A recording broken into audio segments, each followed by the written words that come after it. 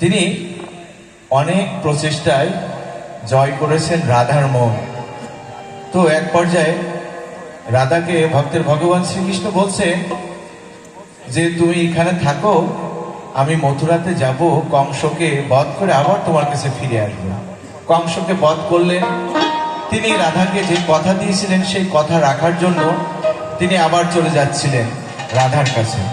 তখন মা দেবকী, আমরা জানি শ্রীকৃষ্ণের আপন মা হচ্ছে দেবকী, যশোদা তার পালিত মা।